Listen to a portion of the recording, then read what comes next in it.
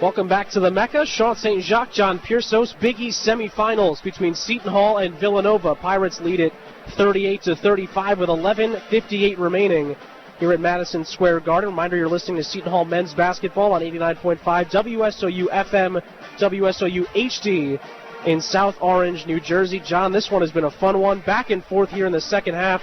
Pirates yet to relinquish the lead. The defense has continued to hold firm, and really it's just been back and forth in the second half. It really has been. No one has been able to pull away here. Villanova's offense has looked a lot better than they did in the first half, but Seton Hall has yet to give up the lead. They've led for the entire game, and I just think you have to be impressed with just how hard Seton Hall has played against a really tough Villanova team.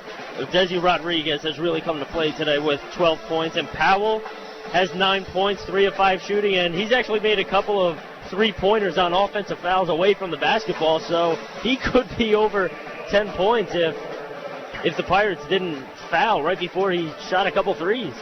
Pirates have had a win against Villanova in each of the last 3 seasons. 2 of them came at the Big East tournament, and then 1 regular season game that went to overtime 2 seasons ago at the Prudential Center.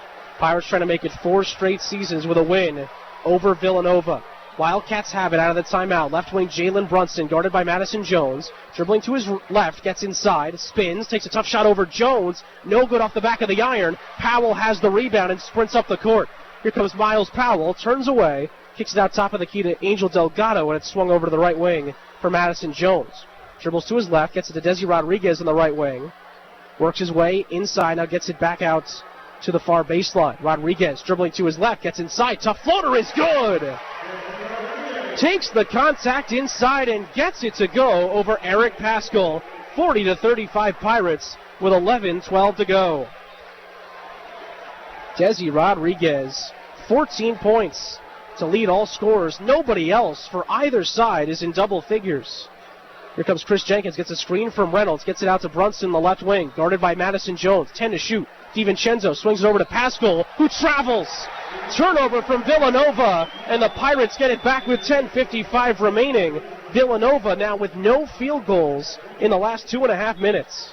10 turnovers for the Wildcats. That's unheard of, and we still have 11 minutes to play. They turn the ball over 9-10 times a game, but 10 turnovers in 30 minutes of action? That's incredible defense. Half-court pressure from Villanova. Jones gets it across the timeline. Now Ishmael Sonoga was double-teamed and gets it back to Madison Jones, top of the key. Now left wing Desi Rodriguez has it, guarded by Darrell Reynolds. Dribbling to his left, little ISO move, dribbling between his legs, picked up his dribble, swings it out to Miles Powell, dribbles inside, takes the contact, flips it up, it's no good, and the rebound is in the hands of Chris Jenkins. Tipped away by Miles Powell, but Jenkins gets it back. Now up to Hart and up to Bridges, now up to Brunson in the far corner. Brunson pulls up, 10-footer, and hits! Villanova could have panicked, but they passed their way out of a possible turnover and turned it into a 2-point basket. Cats back within 3, 40-37. Seton Hall on top with 10:05 remaining at the Garden. Here comes Madison Jones, gets it to Ishmael Sonogo, now left wing Rodriguez. Dribbling to his right, swung over from left to right, over to Madison Jones on the right wing. Now Angel Delgado has it on the right wing, handoff to Miles Powell with 6 to shoot. Powell, far corner now to Madison Jones, who dribbles inside, gets it to Ishmael Sonogo, who lost it out of bounds. He can't save it. It's Villanova basketball with 9:47 to go, as Kadeem Carrington and Mike Enzi check back into the game. Enzi has barely had an impact. His early foul trouble really hurt Seton Hall. 3 fouls in 5 minutes of play, but he checks back in with 9:47 to go to give Ishmael Sonogo a much-needed breather after a good shift defensively for him. 9:40 to go, 40-37, Seton Hall leading the defending national champions Villanova. Left elbow, Brunson hits! Big shot for Jalen Brunson. It's a 1-point game with 9:28 remaining. 3-quarter court pressure for the Pirates. They get it across the timeline. Jones is double teamed, but he gets it to Mike Enzi. Stolen by Josh Hart. Hart to the basket, dunks it down. Plus the foul. Boy, is Villanova fired up, and they take their first lead of the game with 9:18 to go. 41-40. Villanova on top.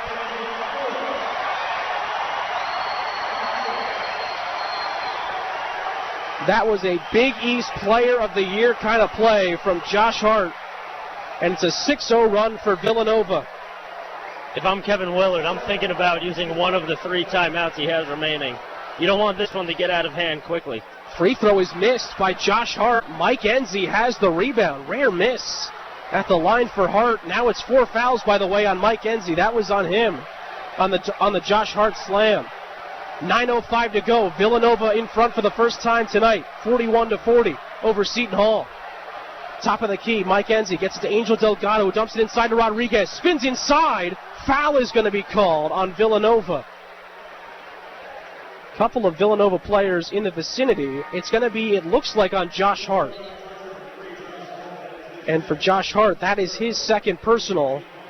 And it's the 4th foul on Villanova as a team. Reynolds checks out. Eric Paschal checks into the game. And just a quick note, I just noticed this. Eric Paschal is usually number 4. He's wearing a number 44 jersey tonight for Villanova. Just realized that. I guess they didn't have a number 4 for him available in the game. Meanwhile, Carrington pulls up for a long 3. It's off the back of the iron, and Eric Paschal has the rebound. Here comes Brunson in transition. Dribbles baseline. In trouble. Kick out to Hart. Far corner 3. Off the side of the rim. No good. And a huge rebound from Angel Delgado. Pirates need a basket here desperately. 8.5 to go. Carrington gets it to Madison Jones on the left wing. Top of the key now. Sonogo has it. Gets it over to Desi Rodriguez. Dumped down to Delgado on the far baseline.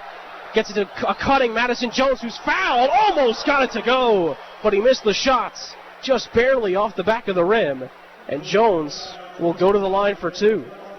Nice cut by Madison Jones. Saw that Delgado was double-teamed, and Delgado, we know apparently he's a point guard now, had 9 assists yesterday and just gave it to Jones right as he cut into the lane.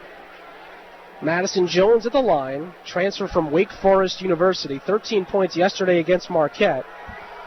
First free throw for Maddie is in and out. Miles Powell will check into the game for Desi Rodriguez. Brunson out, DiVincenzo in for Villanova. Jones on the season is a 67% free throw shooter. Today, Jones just missed the first free throw he's taken in the game. Second free throw is good. Madison Jones ties the game at 41 with 8:20 remaining in the Big East semifinals. Here comes Dante DiVincenzo across the timeline. Handoff to Josh Hart on the right wing. Dribbles in on Madison Jones. Spins. Dumps it inside. It was off of Delgado's foot and out of bounds. It'll stay with Villanova with 8:08 to go. Little note on the free throw shooting. Seton Hall probably had their best game of the season from the line yesterday. 22 of 23 as a team. Today they're just 3 of 8. Villanova's 5 of 10. It's been ugly at times for both teams. Jenkins inside off the inbounds. Missed the shot after taking the contact. Villanova fans want a foul. They don't get it. He's grabbing his head. In transition, Carrington a 3. Oh, he knocks it down! Wide open, far corner, drills a 3. 44-41 Pirates with 7:48 remaining. That was a big shot. Here comes Dante DiVincenzo across the timeline with 7:40 to go. Far corner, Hart drives baseline, gets inside, flips up a tough shot. It's no good, but he draws the foul. That's going to send us to our under 8 media timeouts. 7:37 to go in the Big East semifinals. It's Seton Hall, it's Villanova, it's Madison Square Garden. Of course it's a good one. Don't go anywhere. We're going to send it back to our South Orange studios. Alex Malillo has your Coca-Cola under 8 minutes studio update. Kadeen, congrats on the victory. What was the difference in the second half, that late run that kind of put you guys over the top? I mean, slowing down on offense, first half we got stops, but we kind of rushed on offense, got a lot of turnovers. So just slowing down on offense. Desi Rodriguez had a big game as well. Talk to his performance. I mean, he did well. He kind of kept us in the game in the first half. A lot of guys wasn't scoring. I was in a little slump, had a couple turnovers, but he kept us in the game, and that's what we need him to do every game. Take us through those amazing step-back jump shots. We know you can make them, but in big moments you're able to make some big shots. How big was that for yourself and also the team trying to pull away from a good Hawaii team? I mean, that's what Coach needs me to do, when we're in a slump or whatever. He needs me to take the big shots, and I just take them with confidence. I mean, I work on it every day, so it's nothing really out of the ordinary for me. How are you able to make a difference inside tonight?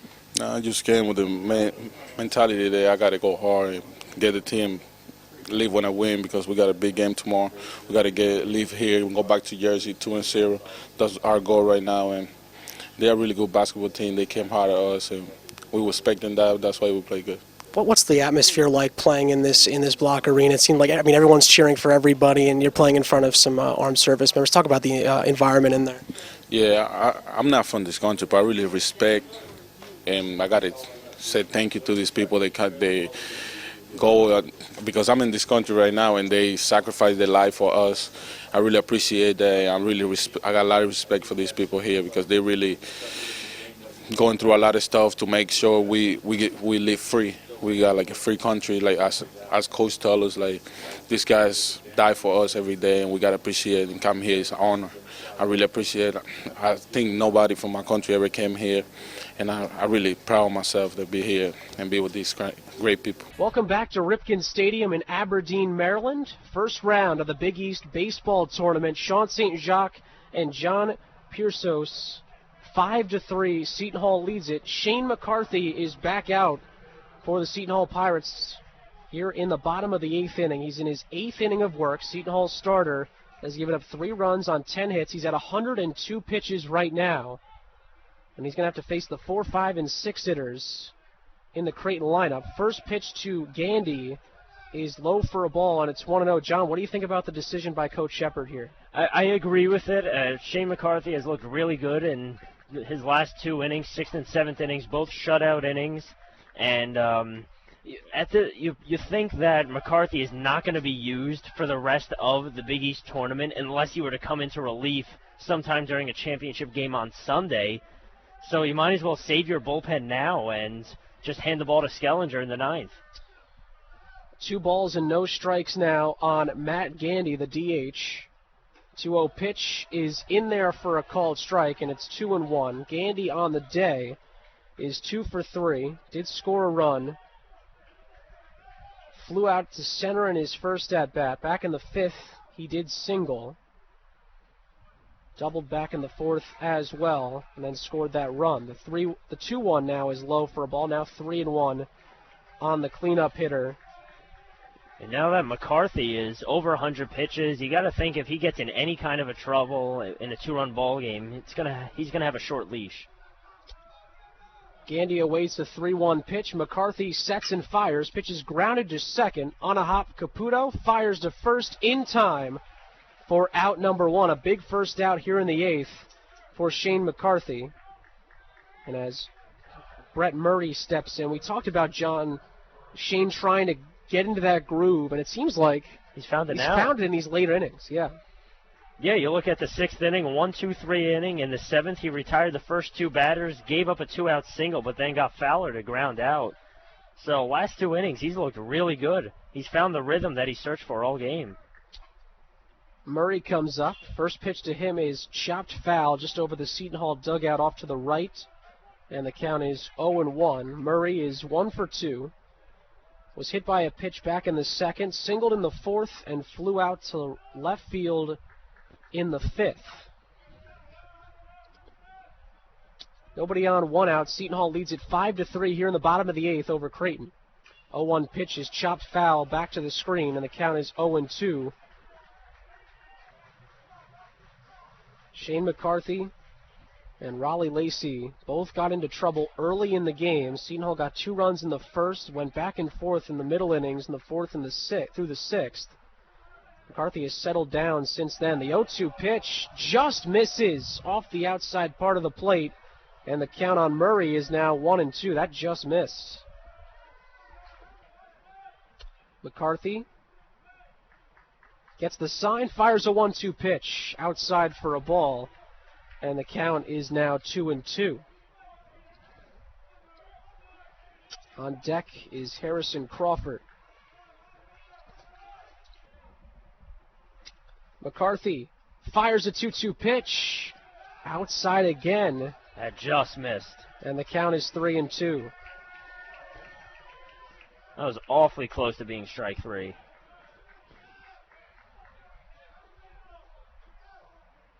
McCarthy gets the sign from Fortin behind home plate. Winds and fires. 3-2 pitch is hit high in the air down the left field line. Podoslenko gives it a look. He'll have no shot. It's out of play into the seats. And the count remains full at 3-2. Right now, if you're McCarthy, you do not want to walk this hitter to bring up the tying run. Murray can't beat you with one swing as the Pirates have a 2-run lead and nobody on. It's a full count. Just go after him with a strike. Make him earn it. Nobody on, 1 out. 3-2 pitch from Shane McCarthy. Swung on and fouled back just to the left of us here in the broadcast booth, and the count remains full at 3-2.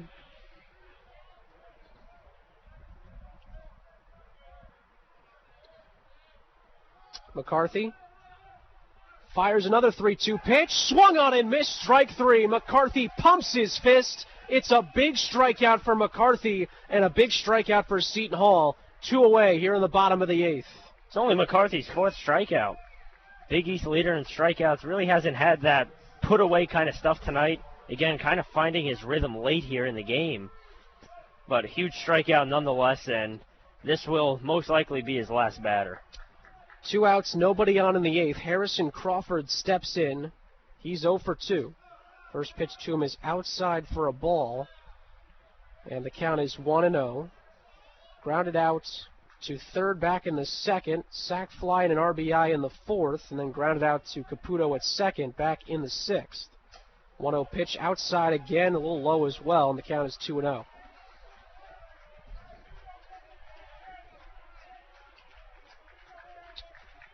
Crawford, a senior, talked about Oxnard, California is his hometown, went to Modern Day Academy and for his high school baseball. The 2-0 pitch is hit high in the air in foul territory towards the Creighton dugout. Podoslenko is there, falling down to his back. He makes the catch.